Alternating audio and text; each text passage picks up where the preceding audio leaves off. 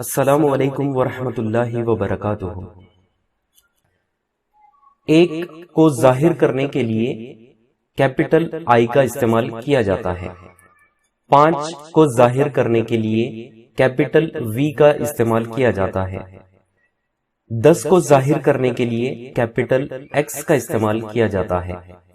50 इस अदद को जाहिर करने के लिए कैपिटल एल का इस्तेमाल किया जाता है। 100 इस अदद को जाहिर करने के लिए सी का इस्तेमाल किया जाता है। 500 इस अदद को जाहिर करने के लिए डी का इस्तेमाल किया जाता है और 1000 इस अदद को जाहिर करने के लिए एम का इस्तेमाल किया जाता है। अजीज तलबा व तालिबात, जैसा कि आप जानते हैं, सिफर 1 2 3 4 5 6 7 8 9 इन हिंसों से बड़े से बड़ा और छोटे से छोटा अदद बनाया जाता है। उसी तरह से रोमन जो गिनती बनाई जाती है वो इन्हीं अलामतों की मदद से बनाई जाती है। यहाँ पर सिफर के लिए कोई भी अलामत नहीं दी गई है। इन रोमन अददी अलामतों की मदद से दूसरे आदाद लिखने के कुछ उसूल बनाए गए हैं। आइए हम उन उसूलों की मदद से 1 से 100 तक रोमन अददी अलामतें लिखना सीखते हैं।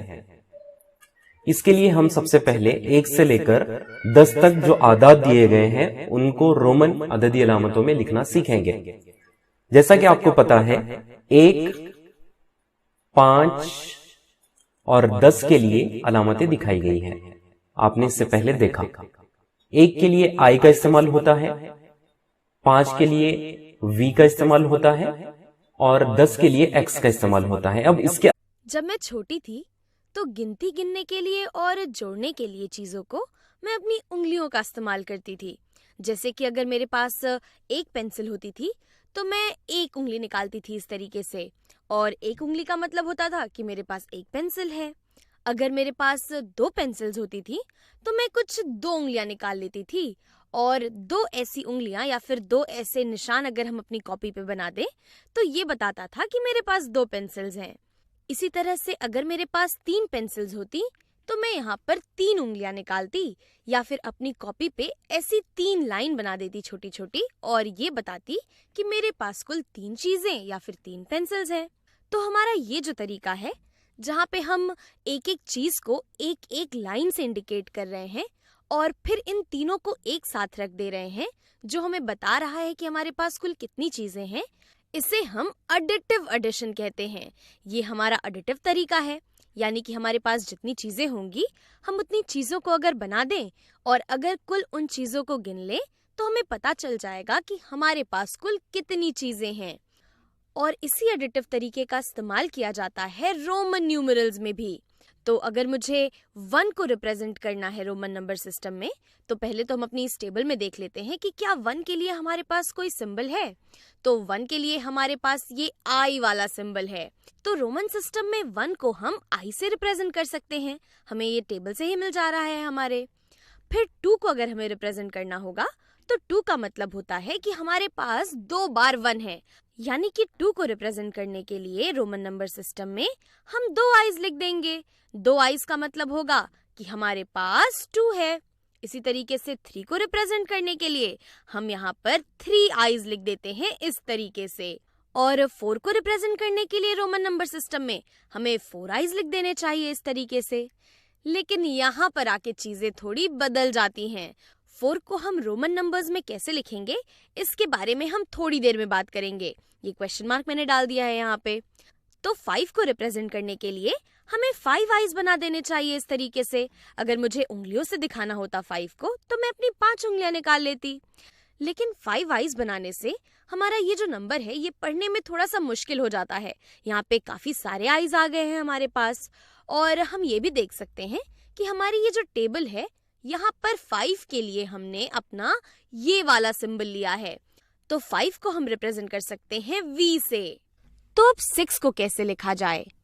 तो 6 को लिखने के लिए हम अपने इस टेबल में उस नंबर को ढूंढेंगे जो कि 6 के सबसे ज्यादा पास हो, या फिर हम इसे ऐसे भी कह सकते हैं कि हमें वो नंबर चाहिए यहाँ पे जो कि 6 से थोड़ा सा छोटा हो बस। तो अगर हम इस टेबल में अपने 5 और 10 को देखें तो 6 हमारा 5 और 10 के बीच में आना चाहिए, और 5 ये 6 से थोड़ा छोटा है, ये ज्यादा करीब है 6 के। तो 6 को लिखने के लिए हम अपने एडिटिव एडिशन वाली चीज का इस्तेमाल करेंगे। तो 6 को हम ऐसे सोच सकते हैं कि हमारे पास एक 5 है, और अगर हम 5 में एक 1 और जोड़ दें तो हमें 6 मिल जाना चाहिए, और यही हमारे रोमन नंबर सिस्टम में 6 को रिप्रेजेंट करता है। V और I का मतलब होता है 6। इसी तरीके से 7 का मतलब हो जाएगा कि अगर मैं 5 में 2 और जोड़ दूं। 8 को लिखने के लिए हम V के आगे 3 आइज लगा सकते हैं, और अगर 9 को लिखना होगा तो V के आगे हमें 4 आइज लगा देने चाहिए। लेकिन यहाँ भी ऐसा नहीं होता है, तो हमें 4 आइज का इस्तेमाल नहीं करना है, हमें यहाँ पर इसे किसी और तरीके से लिखना है, और वो तरीका क्या होगा इसके बारे में हम थोड़ी देर में देखेंगे। और अगर 10 की बात की जाए तो 10 को लिखने के लिए इस टेबल में पहले से हमारे पास ये x वाला सिंबल है, यानी कि 10 को हम रोमन नंबर्स में x से लिखते हैं। तो चलिए एक एग्जाम्पल देखते हैं और एक रोमन नंबर को लिखना ट्राई करते हैं। मान लेते हैं कि मेरे पास है 23 और मुझे रोमन नंबर सिस्टम में इसे लिखना है। तो इसे लिखने के लिए मैं अपने 23 को अपने इस टेबल में कहाँ पर लोकेट कर सकती हूँ। मेरा 23 ये 10 और 50 के बीच में कहीं आना चाहिए, और 23 से छोटा रोमन नंबर है 10। तो अगर मैं अपने इस 23 को तोड़ सकूं कुछ टेंस में तो शायद यहाँ पर मेरा काम हो जाएगा। तो 23 को हम लिख सकते हैं कि ये बराबर है 20 में 3 जोड़ने के। तो ये हो गया मेरा 23। तो अगर मेरे पास मान लेते हैं एक x है, तो ये तो 10 के बराबर है, लेकिन हमें तो 20 चाहिए। तो अगर मैं 10 में एक और 10 जोड़ दूं तो मुझे 20 मिल जाना चाहिए। यहाँ पर x के बगल में x लिखने का मतलब है कि हम 10 में 10 जोड़ दे रहे हैं, क्योंकि हमें मालूम है कि रोमन नंबर्स हमारे एडिटिव एडिशन को फॉलो करते हैं। तो 2 x's लिखने का मतलब है कि हम 10 में 10 जोड़ रहे हैं। तो ये रिप्रेजेंट करता है 20 को, लेकिन हमें तो 23 चाहिए। तो 23 को कैसे लिखा जाए? हमने 20 तो लिख लिया है, अगर हम इस 20 में 3 और जोड़ दें तो हमें 23 मिल जाएगा, और 3 को हम 3 आइज से रिप्रेजेंट करते हैं। तो अगर मैं इन 2 एक्सेस के आगे 3 आइज और लगा दूं इस तरीके से, तो ये हो जाना चाहिए 23 के बराबर। यहाँ इसका मतलब है कि हमने 10 और 10 जोड़ा और फिर इसमें हमने 3 1s और जोड़ दिए, और यही हमारे रोमन नंबर्स को लिखने का तरीका है, जहां पर हम नंबर्स को आपस में ऐड करके उन्हें रोमन नंबर के फॉर्म में लिख सकते हैं। तो अगर हमें इस चीज का उल्टा करने को कहा गया होता, यानी कि अगर मेरे पास ये रोमन नंबर होता और मुझे इसे अपने इस नॉर्मल हिंदू अरबिक नंबर में बदलना होता, तो हम कैसे करते? तो हम यहाँ पे देख सकते थे कि हमारे पास एक x और एक x और है, यानी कि हमारे पास एक 10 है और इस 10 में हम एक और 10 जोड़ रहे हैं, और फिर 3 आइज का मतलब है कि हमें 3 1 और जोड़ने हैं। तो अगर हम इन सभी को आपस में जोड़ देंगे तो यहाँ से हमें 10 + 10 20 और 1 + 1 + 1 3, 20 + 3 यानी कि 23 मिलता है। तो अभी तक हमने जितने भी रोमन नंबर्स देखे हैं, ध्यान देने वाली बात ये है कि उन सभी में हमारे बड़े वाले डिजिट्स पहले आते हैं हमारे छोटे वाले डिजिट से। यहाँ पर 23 में हमारे एक्सेस जिनकी वैल्यू ज्यादा है आइज से, ये पहले आए हैं और इसके बाद हमने अपने आइज को लिखा हुआ है। इसी तरीके से अगर आप यहाँ कोई नंबर देख लें, अगर आप 7 ले लें तो 7 में हमने पहले v लिखा है। v की वैल्यू होती है 5 और ये i से ज्यादा होती है, इसलिए पहले हम v को लिखते हैं और उसके बाद हम अपने छोटे वाले डिजिट्स यानी कि आइज को लिखते हैं। और जनरली रोमन नंबर्स को लिखने के लिए यही चीज की जाती है, हम पहले अपने बड़े वाले डिजिट को लिखते हैं और बड़े डिजिट्स को फॉलो करते हैं हमारे छोटे वाले डिजिट्स। लेकिन एक स्पेशल केस भी होता है जहां पर हम ऐसा नहीं करते हैं। तो हमने थोड़ी देर पहले बात करी थी कि 4 को लिखने के लिए हम 4 आइज का इस्तेमाल नहीं करते, और ऐसा इसलिए नहीं करते क्योंकि ये काफी बड़ा हो जाता है और इसे लिखना मुश्किल होते चला जाता है, और लोगों को जो चीज जल्दी एक्सप्रेस की जा सके वो ज्यादा पसंद होती है। तो 4 को जब लिखने की बारी आए तो पुराने लोगों ने सोचा होगा कि 4 को 4 आईज लिखने के बजाय हम ऐसे सोच सकते हैं कि अगर मेरे पास 5 से एक नंबर कम है तो, यानी कि अगर मेरे पास 5 है और अगर इस 5 में से मैं एक घटा दूं तो मुझे 4 मिल जाना चाहिए। और इस घटाने को दिखाने के लिए हम इस V के लेफ्ट में I को लिखते हैं। और ये पहली बार है कि किसी बड़े नंबर के लेफ्ट में हमारा छोटा नंबर आ रहा हो।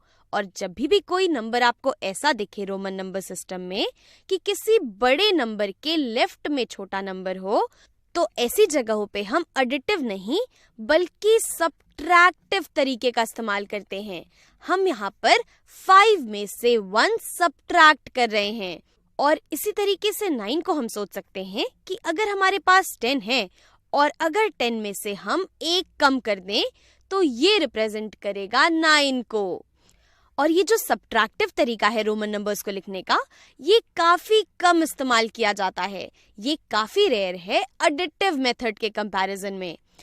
तो 4 और 9 की जगह मैं यहाँ इनके रोमन नंबर्स लिख देती हूँ और फिर हम देखेंगे कि ये जो सब्ट्रैक्टिव तरीका है ये कहाँ इस्तेमाल होता है। 1 से लेकर 10 तक आदाद और उन्हें रोमन अदद अलामतों में कैसे लिखा जाता है ये हमारे सामने दिया गया है। 11। अब चूंकि 10 के लिए यहाँ पर x का इस्तेमाल हम करते हैं, 11 10 में 1 जमा करेंगे तो 11 होगा। 10 जमा 1, और चूंकि जमा है इसलिए राइट हैंड साइड में एक मर्तबा आई लिखेंगे।